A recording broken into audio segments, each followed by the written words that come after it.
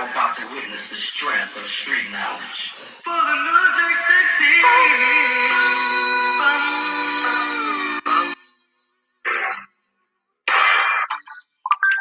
Say, I want to welcome you.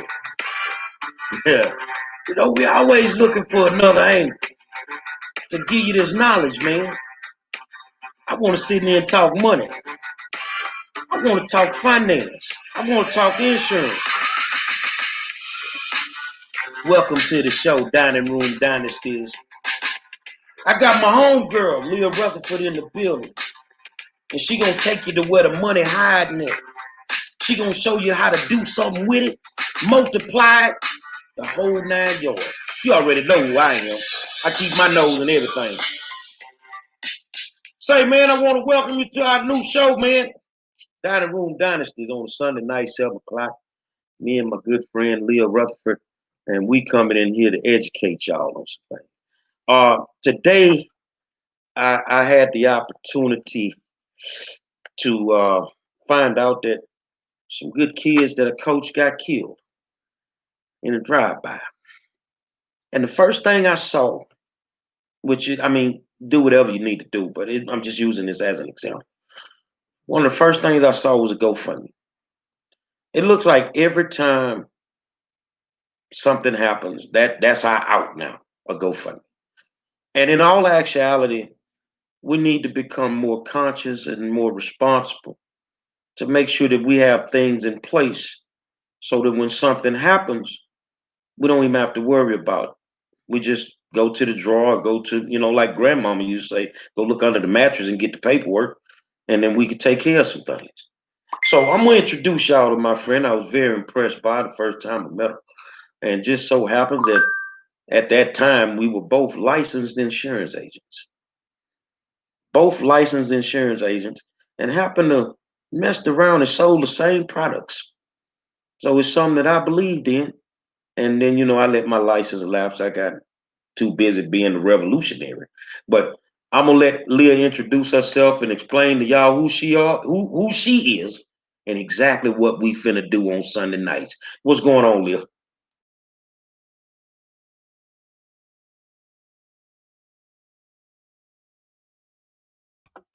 Good evening. Good evening. I am delighted to be on your platform. Thank you so much for including me in this conversation.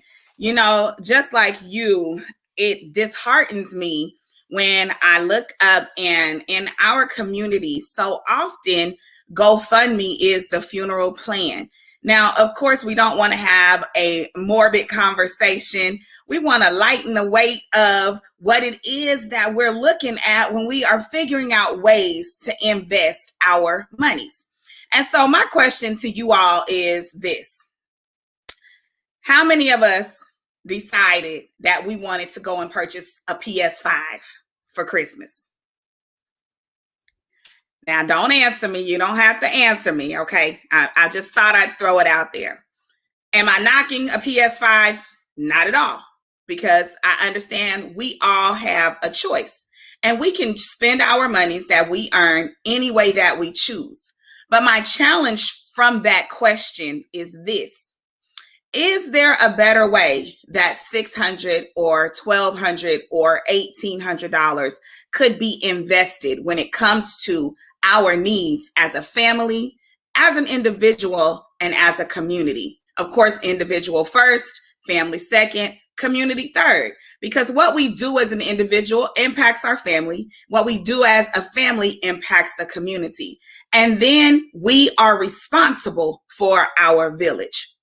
And so with that question, when we look at the things that we prioritize, and then we turn on the media and we see that someone else has fallen, and the choices that we have in our hand is a GoFundMe.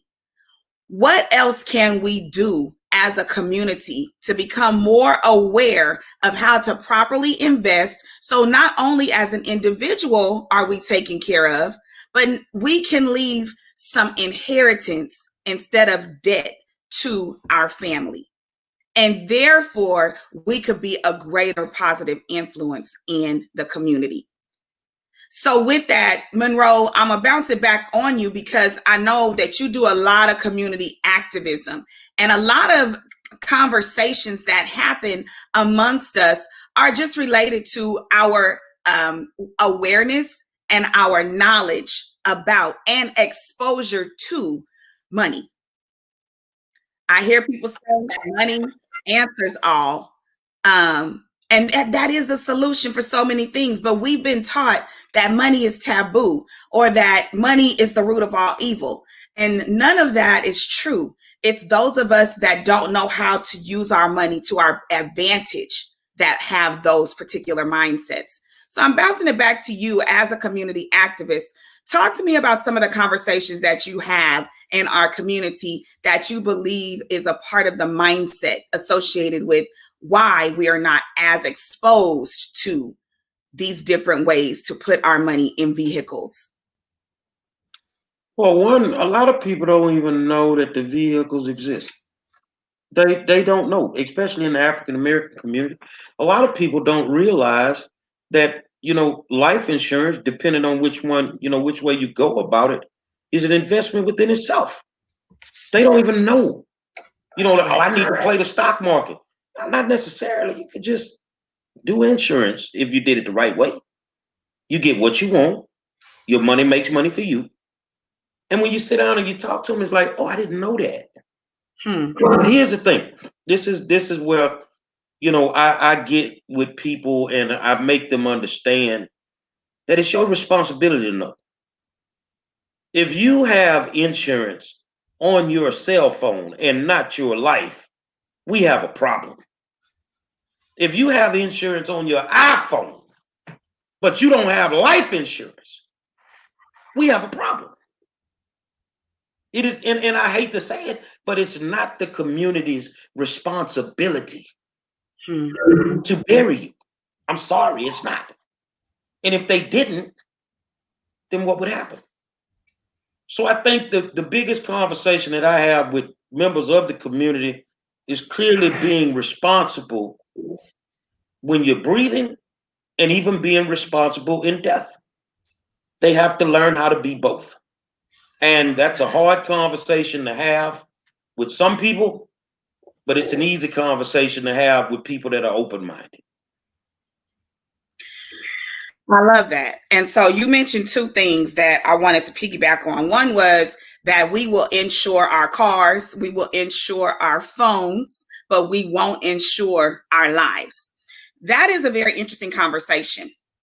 And the reason I want to kind of put a pin there is because it's about priorities. It's about us determining the importance of leaving an inheritance. It's about the power of knowing that there are ways that we can take care of our generations and our generations and our generations. The scripture says it is a wise man that takes care and leaves an inheritance to his children's children.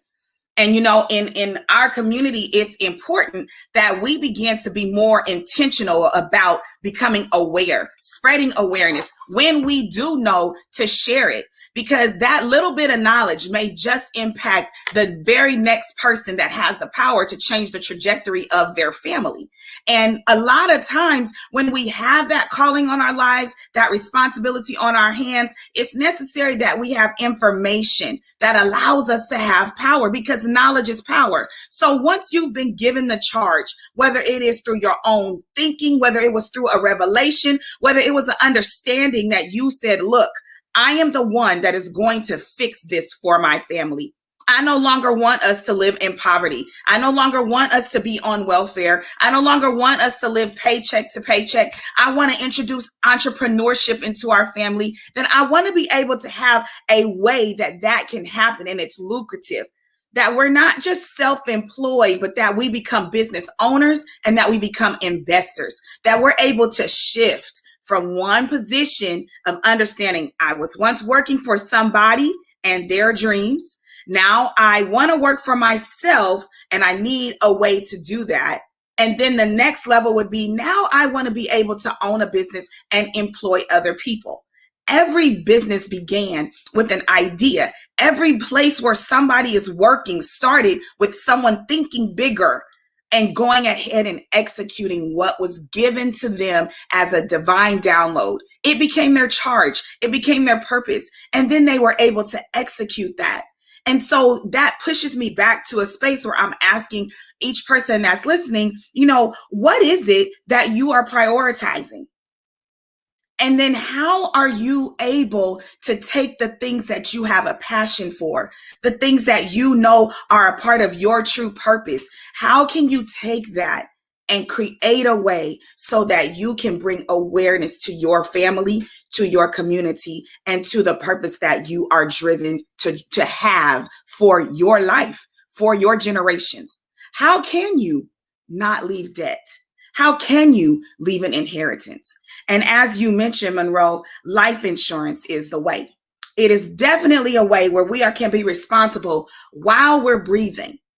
It is a way that we can ensure that not only do we have assurance, but that we are ensuring our generations to a place of wealth.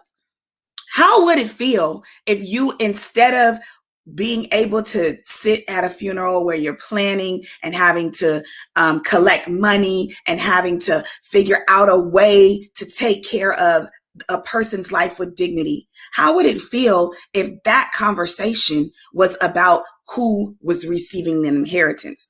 I tell folks all the time, death is real, but it makes a whole lot easier to wipe your face with a couple of dollars in your hand than to wipe your face with tissue only. And that starts with being a responsible individual in our communities. I think the biggest thing is with African Americans. See, me, Lee, I like to step on toes. I like to step on toes because I like to tell the truth. At this moment in time, and for the last 15 years for sure, we find every excuse in the world as to why we can't do certain things. And Angela, I can see you're starting already. I understand what you're saying about insurance. You can't compare life insurance with phone insurance because cell phone insurance is paid one time, is not paid every month. I do believe people should have life insurance. I think you missed the point as usual. I think you missed the point as usual. You have to be contradictory on every single show. But I bet you this, the vehicles that me and Leah know about, I could guarantee you don't even have it. I bet you not doing what the Asian brothers and sisters are doing with their policies because you're too busy trying to win on the stock market. So what happens when the stock market crashes? Do you have a floor? Leah, we got a floor, don't we? We won't lose our money, do we? No. You can lose your money over there, but you can't lose your money over here. So what I recommend you do, young lady, is sit back and listen for a change. And you might learn something tonight. The biggest problem with us is changing our mindsets. We've been programmed to believe things are this way and it's that way. If you have a conversation with the average person and ask them, what is insurance for? Oh, it's to bury somebody. It's not what it's for.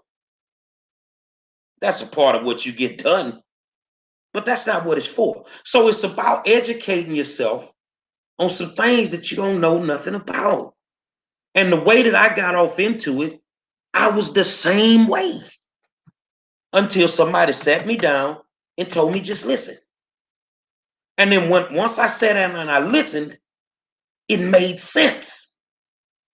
It made sense. Yes, I do have a problem with you putting insurance on your iPhone because it's optional. You don't have to put insurance on your iPhone, but you will. But you won't put none on your life, nor your family, your kids, nobody.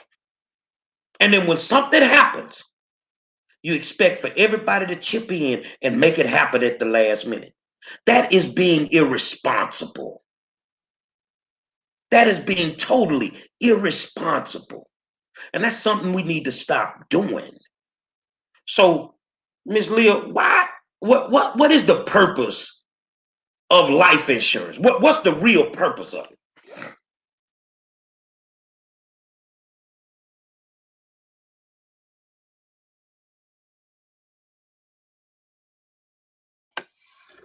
That's an excellent question.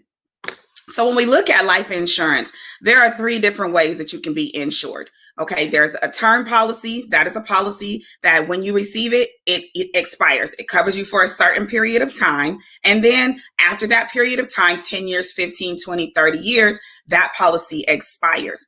The plus of the policy is that it can be a low cost policy, but the downside of the policy is that it expires. Okay. Then there's a second type of policy that's called a ROP. Now, this is similar to being in the car insurance conversation. Imagine that 5 years from now or 5 years ago, you've driven this car all this time, and then your car insurance agent from State Farm or Geico comes to you and says, you know what, Monroe, you've been such a good driver. We want to return all the premiums that you've paid to us over the course of this past 5 years. Here's one lump sum check that is the total sum of what you have paid over the past 5 years. Now, that would be amazing, right? But that's not how it works in car insurance. I don't want none of y'all going to your agent tomorrow saying, hey, I want that return of my premium. No. That only works in life insurance. And that is also an option where it's called return of premium. And so what happens is this is a policy that as well expires, but obviously is a little bit more expensive than the term. And in this policy, your assurance is that at the end of the 30 years or 20 years, in this case, it was a 30-year term, the ROP, you would receive a lump sum check of the premiums. Now, that is a way to save money. In this case, you wouldn't be getting any interest on that savings, but it is, your life is covered. If there is a tragedy, the family gets an inheritance, and then you are able at the end of that time to receive a reward for being intentional about covering your life. And then the third policy type, that is one of my favorites, this is called an IUL. And I'm sure this will be the platform that we're going to get into a little bit deeper tonight, but in our future shows for sure. This is where you now have three different benefits. You mentioned, Monroe, that there's the coverage in life, right? And then just being able to bury yourself is a benefit. Well, I call this the benefit of living benefits. This is where you now have a policy. Let's say it's a $500,000 policy, and we have a 34-year-old woman that decided to get this policy. This particular type of policy does not expire. Okay, so it's available to you until death, whatever that is, whether that is 64, 94, 104. It has living benefits, which means if there's a chronic, critical, or terminal illness, then you have access to the value of that policy. Now, here's a statistic. 30% plus of families that experience bankruptcy, they experience that because a loved one went to the hospital and there were mounting medical bills that could not be taken care of with their income. And so those bills became overwhelming and they ended up having to file bankruptcy because there was a loved one, whether it was themselves, a spouse, etc., that experienced a chronic, a critical, or a terminal illness. But because they didn't have a vehicle to cover those costs, it became a debt. Now, if that loved one was to die, guess who inherits those debts? That family. But if they have this IUL, it stands for Index Universal Life type of policy, these living benefits they would have access to defray the cost of medical bills, rehab, possibly, let's say, even like right now in the climate that we're in, people are dying by the droves. Imagine if they have access to a way to at least offset the costs that are incurring. Yeah. Hold on a second. So what I'm going to do is I'm going to interpret this, because sometimes I got to interpret things for people in the hood.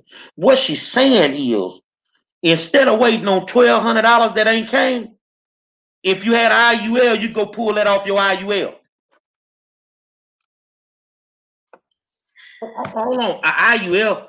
So you telling me in the pandemic, If they ain't sent me the $1,200, I could pull this off my insurance policy.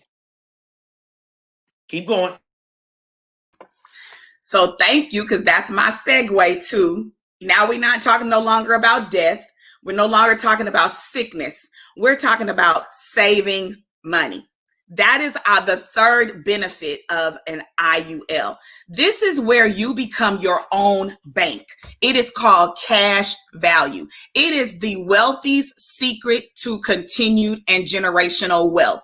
It is the place that you are able to put money away. Now, if any of you have a checking or a savings account at the average bank, Chase, B of A, etc., when you have money in that savings account right now, it's probably gaining about what, 0.05%, I think, Monroe. That's something like the rates that we're looking at in a savings account. So at the end of the year, you're not earning anything. Well, IULs, their market rate right now are around 8%. Okay. Now, hold on. Let me interpret that for you. Okay. What she said was, according to Albert Einstein, the rule of 72, you're not getting 1% interest on your money in nobody's bank, no CDs, none of that foolishness. But if you had an IUL, they performing right now at about 8%. So in order to get, you take your interest rate, you divide it into 72. So let's just say your bank was giving you 1% interest. That means 1 into 72 is 72. It would take you 72 years for your money. If you put 500 in the bank now, it would take 72 years for that 500 to turn into 1,000. But she has something that's performing at 8% interest. Oh, y'all keep listening. Keep listening. I love the rule of 72 because it's so concrete and it speaks to what this is about. And so now when we get into this cash value, it's very simple. It just says this. Let's think about it. If you caught the sale on the pre-sale on a PS5 and you were able to get it at $600, because right now the last one I looked at was $18.99. If you were able to get that at $600, let's just say that investment you could use for 1 year, okay? And we divided that over a 12-month period. 600 divided by 12 is $50. So let's just say you were only spending $50 per month, which is the equivalent of $600 for the year, right? $50 per month. If that was being put into a policy, let's just say for like your 8-year-old, that's probably receiving a PS5 for Christmas. You could put $50 into a life insurance policy for your 8-year-old that would not only cover them for about 150, maybe 165, I want to say even about $180,000. They would have a life insurance policy valued at $180,000. And then on top of that, they would be gaining savings just because you're putting in $50 a month. Now think about it. How much do you spend when you go out to eat? How often do you stop at Starbucks and spend $5, $7, $8? I know a kid's meal now is about $7 and so forth. Think about all the ways that we're putting our money into different places. And that if we just shaved off $50 a month, you guys, is $1.50 a day. That's a soda. That's a bottle of water. That's a candy bar. Okay? So if we were just taking $50 a month, we could be saving that for our 8-year-old. By age 30, there would be about $10,000 or $15,000 in cash. So we're talking about what, 22 years later, it's just growing. If you never increased that $50, they would have 5 figures of savings in a bank, their own bank. I would like to call my bank the Bank of Lea Rutherford because I am managing that now. Not only that, if I chose to increase that $50, I could do that. If I got a bonus at my business, an inheritance, if I received an extra check from somewhere, hint, hint, hint, and I didn't need to use that money, I could deposit that in this same Lea Rutherford bank. And in years to come, I would have money that I could withdraw from my own savings in the Lea Rutherford bank that is gaining about 8% interest. So now, So let me ask this yes, question, because I fell off into the game. I just kind of was around it for a couple of years, and then I just watched and I watched and I was apprehensive, and then I'm like, hold on a second, man. But you know what I saw, y'all? And this is where it gets interesting. When I would go to the conventions, I would see nothing but Asians. No knock to my Asian brothers and sisters, because they knew something I didn't know. Now I'm like, this how these people coming up on all this money. So I sat back and I just watched. Well, hold on a second, man. I'm talking about I'm at a convention. It's 30,000 people that they cut the lights on in Vegas in the convention, and you can spot all the black folk in 30,000. Maybe 5 or 6 of us. A room full of Asians. What are they doing that we ain't doing? How they it's all about, and what she's teaching you, it's all about how you save your money. It's all about, ain't nobody telling you to come up with no extra money. What she telling you, you saving it the wrong way. You gotta let your money make money for you. Go ahead, Lee. I ain't mean to interrupt you. it's never an interruption, just an embellishment. And I love it, because the passion is real. Because you know what happens? This same passion ends up getting thrown into another space when we have to pull out of our rent to help somebody who just died. When we have to take away from our own household to figure out how to become support in our community. And again, I am not being cynical when I say that. It's important for us to understand, as Monroe mentioned earlier, that we have a responsibility. But here's the bigger responsibility. When you know better, you do better. And now I can't hold you responsible for what you don't know. But I guarantee you this, when this next 15 minutes is over, you will know more than you did at 7 o'clock. And you will have more information that can allow you to make informed decisions. Now, at the point that you choose to still make a decision that doesn't put you in a better place, then truly it is about choice. But my goal is to educate you. So let me introduce myself to you. My name is Lea Rutherford. I am a 25-year educator here in Houston, Texas. I'm originally from California, and I went to Spelman College. When I graduated, I became a member of and proud alum of Teach for America, where I began my teaching career at Ryan Middle School in the Trey, Third Ward, baby. That's where I started my teaching career. From there, I became an entrepreneur. About 12 years into the teaching game, I realized that I had more influence when I was in a room full of teachers than I did when I was in a room full of students. Loved working with the students, but preferred to have a greater exponential impact. From there, have then always had a purpose for educating people on what it is that we need to do to be better and to live out our own purposes.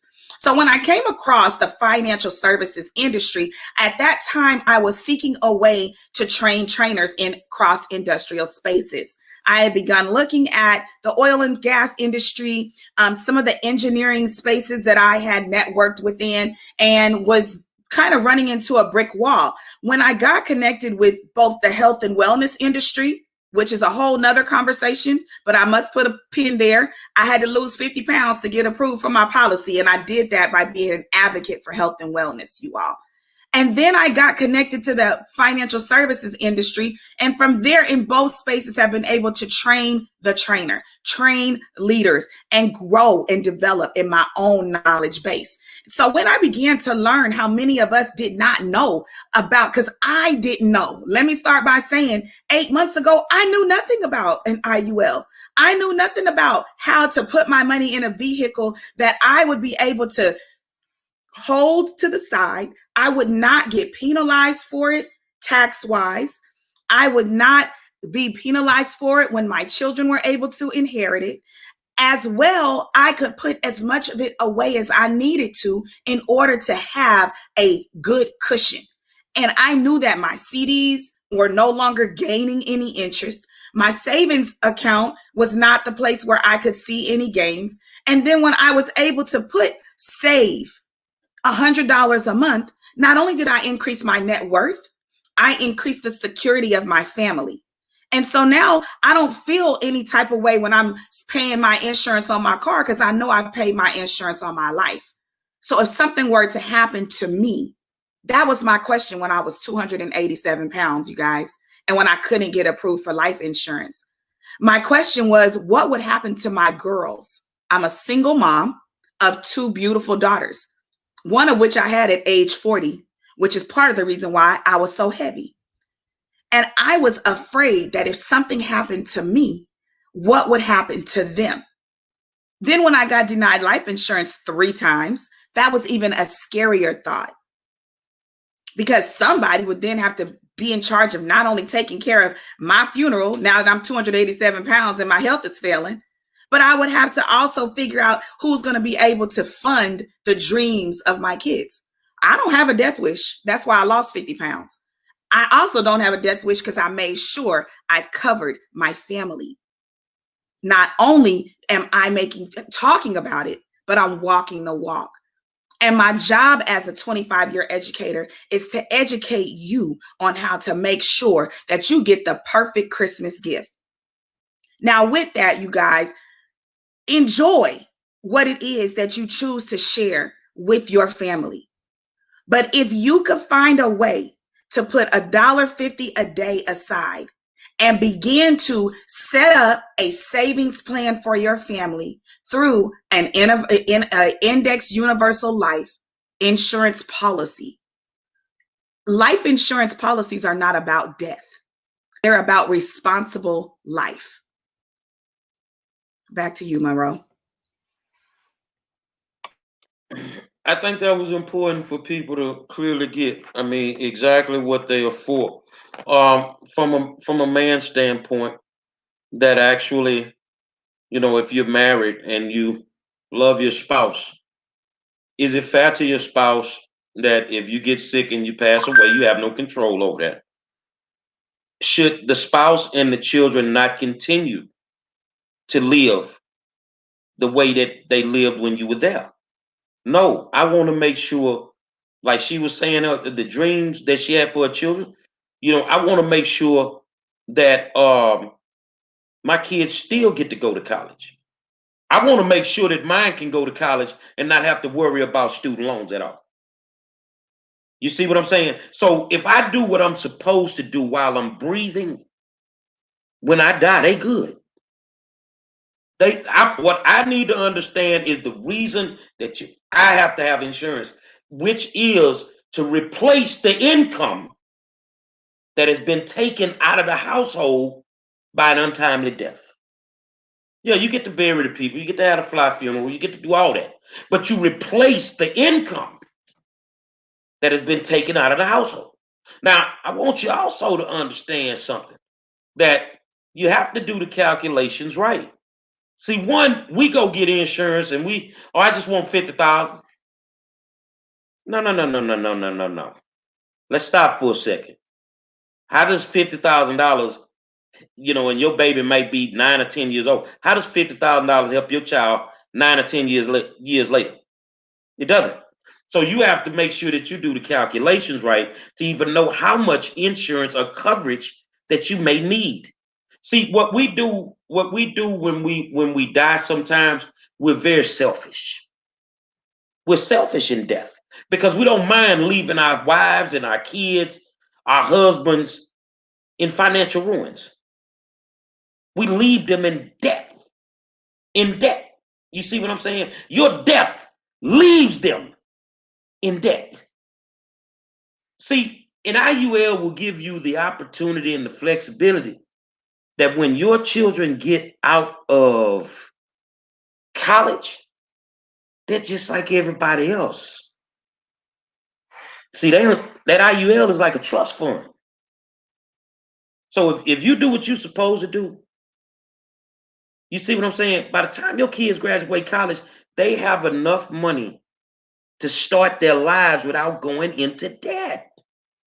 Now, as you listen to Leah, well, man, I already got insurance. She gonna teach you how you can convert what you have into an IUL. Now, I want y'all to understand, either I know exactly what I'm talking about, or she gave me a hell of a class before we came on out. No, we ain't never really talked about it. We just know we did the same things. You see what I'm saying? So the thing is, if you listen to her, and I'm telling y'all, what made me open my eyes was I went to a convention in Atlanta, and it wasn't none but Asians in that convention. What the hell are these people doing that we ain't doing?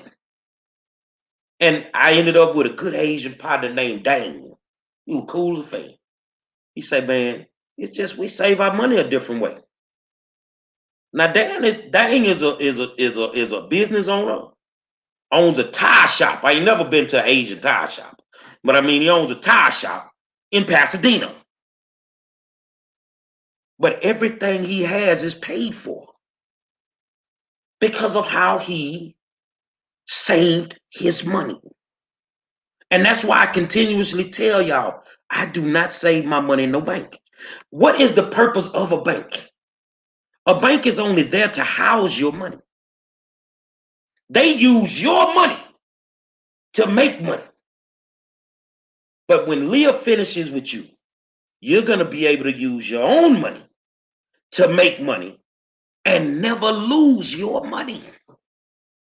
That's like, honestly, and I'm going to give it back to Leah, that's like you playing the lotto, and even though you don't win, they give you your money back. You can't lose. Leah, talk to the people.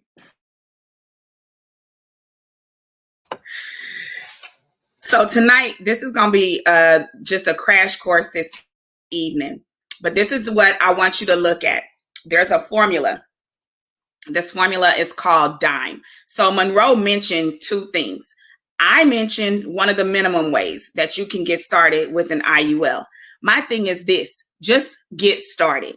Get into 2021 with a better financial projection, with a better financial plan. Have I always had it right? No. Am I learning? Absolutely. And I believe as I grow, it is my responsibility to share what we didn't know, what I was not exposed to, what I was not taught.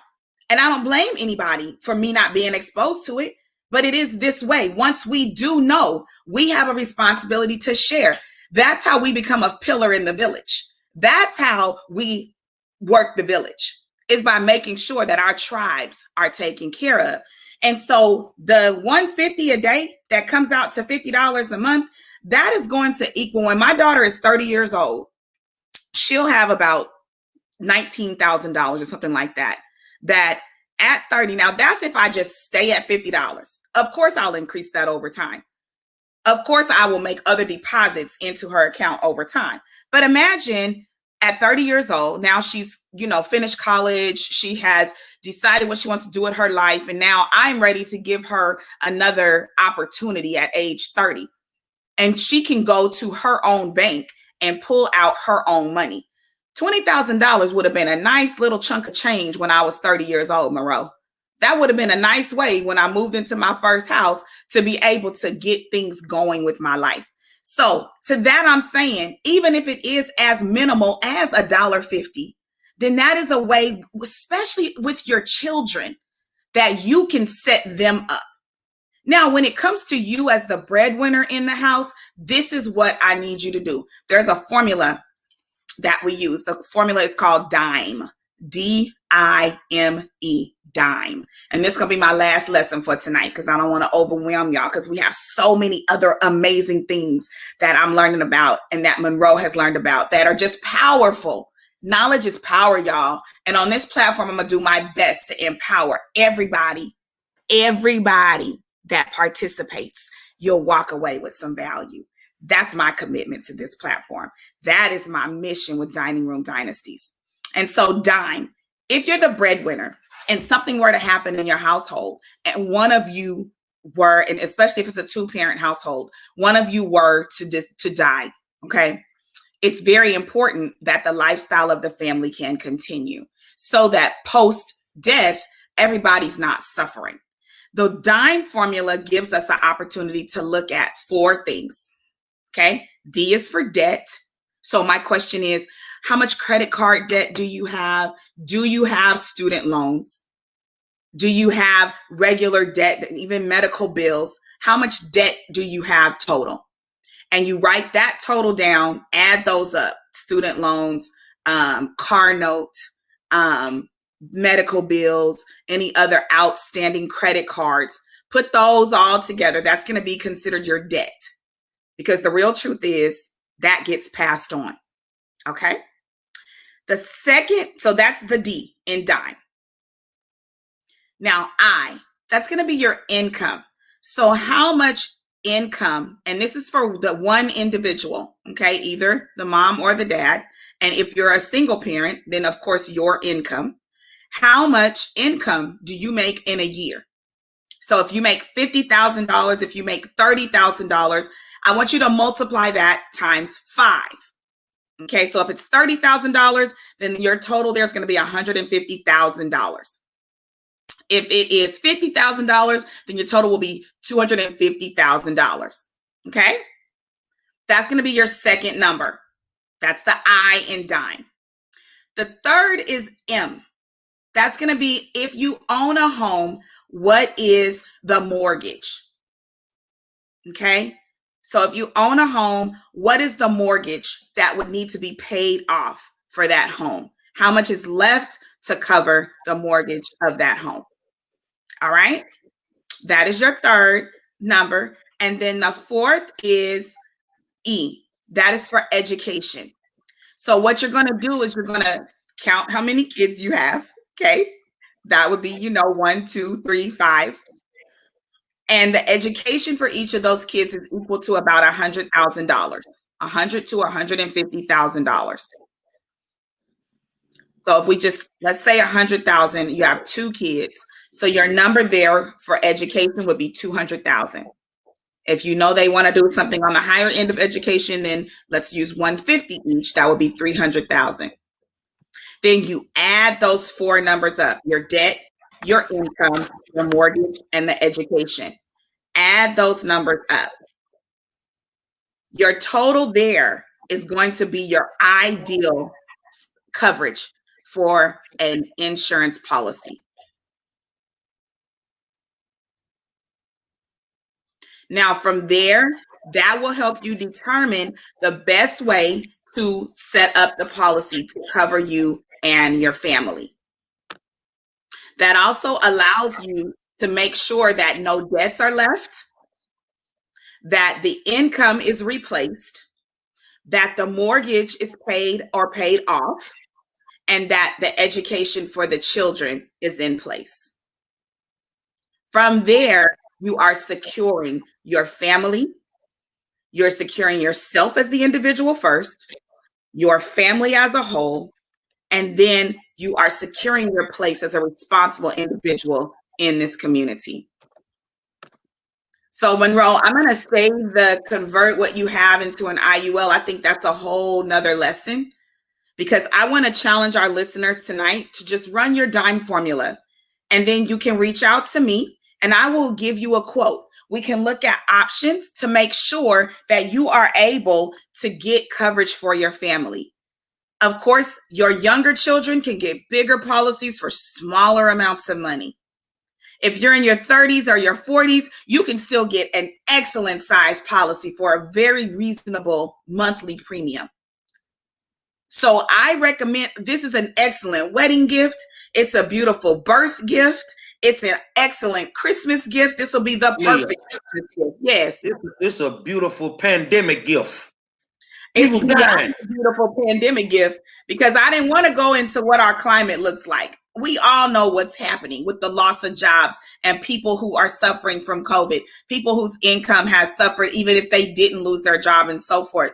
So I'm challenging you guys to take action. In our community, I'm challenging you all to take action. Brown people, take action. We've got a lot of catching up to do. And the more that we can get on the good foot and be intentional about making that happen, as much as I can bring and add value to your own knowledge base, my challenge to you is when you know better, you do better. If you want something you've never had, you must do something you've never done. And yes, it is a mindset shift, and it's very different than getting all our money and spending all our money. Imagine if this time next year, you could invest your money into a business because you saved something over this next year. Imagine if this time next year, you encounter a tragedy and you are able to leave an inheritance to your children instead of a debt. Imagine that you are able to share this opportunity with someone else, because there is also a business opportunity built in here. Let's say you look at this and this looks like something that you want to be able to educate others. It would make sense for you to connect with a knowledge base where you could share with people how they could increase their wealth, wouldn't it? Imagine 6 months from now, you're able to take a vacation that you couldn't take because you were able to put your money in a vehicle that changed your life. Have you dreamed in a while? When's the last time you thought about, it would be so nice if? Think about that. I can be reached at 512-862-7282. Again, that's 512-862-7282. My website is learutherford.com. As well, if you want to send me an email, it is solutions with an S, the number 4 generations with an S at gmail.com. Monroe, back to you. I tell you what, I like the fact we ain't give them too much tonight. So that means next Sunday you got to come back and get some more. You got to come back and get some more. So let me tell you something. For all those that think, well, you know where I'm from, and I ain't trying. No. Let me get that straight. Lea taught. Her first teaching job was in 3rd Ward, Texas at Ryan. I'm from 3rd Ward, Texas. I'm from the hood. I'm from the block. And I know about this. Anywhere where it's a chance for me to help myself do better, I've always taken myself on that journey. And now we're going to take you on the same journey. And the crazy part, you can end up saving a bunch of money just by doing what you normally do anyway. You ain't got to change nothing you doing. Nothing you doing. And you just do the same thing. Let me say this slow. Watch Lea smile. If you already paying insurance, you ain't got to do nothing different. Just got to do the same thing. Just do it a different way. Y'all feel what I'm saying? So it is what it is. And you are now about to witness the strength of street knowledge. We'll be back. Next Sunday, we'll be back, man. We're going to sit right here in the dining room. We're going to talk money. See, everybody else, you know, they talk like a G when it comes to money. But see, Lea and 5 Star, we walk like G's. Now it's time for you to go get your money, man. Pandemic or not, can't stop what you're going to get if you get off your behind and go get it. Dining Room Dynasty. We'll see you next Sunday, big homie.